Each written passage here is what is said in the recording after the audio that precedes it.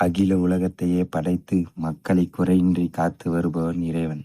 அப்படிப்பட்ட இறைவனுக்கு ஒரு நாள் தன் படைப்பில் உருவான அனைவரும் மகிழ்ச்சியாக இருக்கிறார்களா என்று தெரிந்து கொள்ள வேண்டும் என்று அவர் விரும்புகிறார்.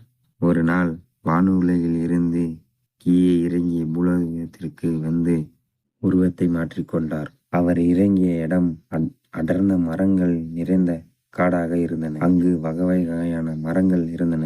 அவர் ஒவ்வொரு மரங்களிடமும் சென்று அவர்களது நிறையை குறையை கேட்க விரும்பினார்.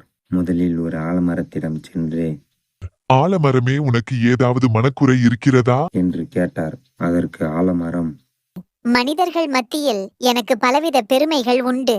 நான் மிகப்பெரிய தோற்றத்தை வைத்திருக்கிறேன். பல உயிர்களுக்கு அடைக்கலம் தருகிறேன். இவ்வளவு பெருமையுடைய எனது கனிகளோ மிகவும் சிறியதாக இருக்கின்றன. இவ்வளவு பெருமைகளை தாங்கிக் கொண்டிருக்கும் எனக்கு எனது கனிகளின் அளவு மிகச் சிறியதாக இருப்பது வருத்தமாக இருக்கிறது என்று ஆலமரம் கூறியது. சரி, வருகிறேன் என்று கூறிவிட்டு அடுத்ததாக வேப்ப மரத்திடம் சென்று, வேப்ப மரமே, உனக்கு ஏதாவது மனக்குறை இருக்கிறதா என்று கேட்டார். அதற்கு, என்னால் மக்கள் அடையக்கூடிய பயன்கள் பல உண்டு. என் உச்சி முதல் வேர் வரை அனைத்தும் மருத்துவ பயனே. இருந்தாலும் எனது கனிகளை மக்கள் யாரும் விரும்பி உண்பதில்லையே.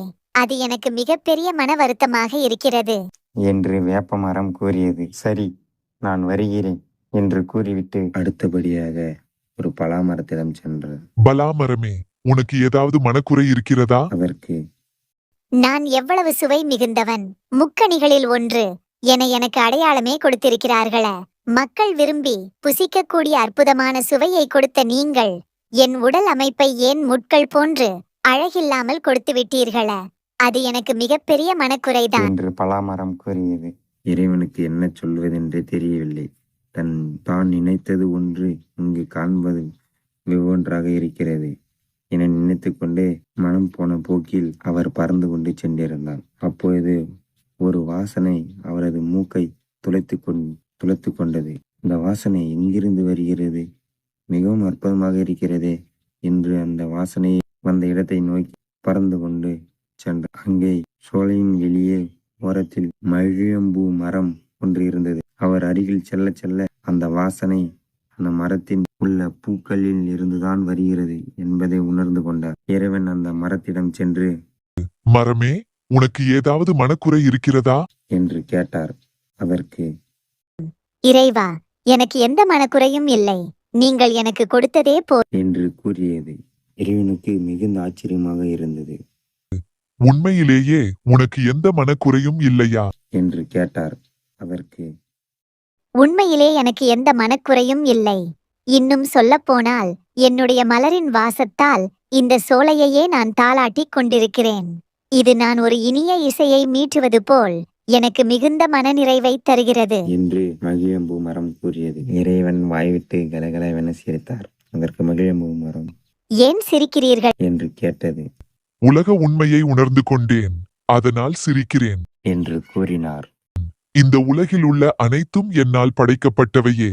ஆடை, ஆபரணங்கள், கோபுரங்கள் என எத்தகைய அதிசயத்தையும் என்னுடைய ஒரு கைவிரல் சொடுக்கில் என்னால் நிகழ்த்தி காட்ட முடியும். ஆனால் போதும் என்ற மனநிறைவான மனதை மட்டும் நான் படைத்த எந்த உயிருக்கும் என்னால் கொடுக்க முடியாது. அப்படி ஒரு மனதை நான் உன்னிடம் பார்க்கிறேன். எனக்கு மிகவும் மகிழ்ச்சியாக உள்ளது. நான் சென்று வருகிறேன் என்று கூறி இறைவன் புறப்பட்டார். மரத்தில் இருந்து பூக்கள் விழுந்தாலும் பூக்கள் வாட வாட அதன் வாசனை அதிகரித்து கொண்டே இருக்கும். இதுதான் மகிழம்பூ மரத்துக்கு மட்டும் உள்ள சிறப்பு. இதை போலவே நாமும் நம் வாழ்க்கையில் உள்ள குறைகளை தள்ளி வைத்துவிட்டு நிறைகளை முன்னிறுத்தி வாழ்க்கை மகிழ்ச்சியாக வாழ முயற்சி செய்ய வேண்டும். போதும் என்ற மனம் ஒரு மனிதனுக்கு கிடைக்கக்கூடிய மிகப்பெரிய செல்வம். அதனால் தான் நம் முன்னோர்கள் போதும் என்ற மனமே பொன் செய்யும் மருந்து என்று கூறினார்கள்.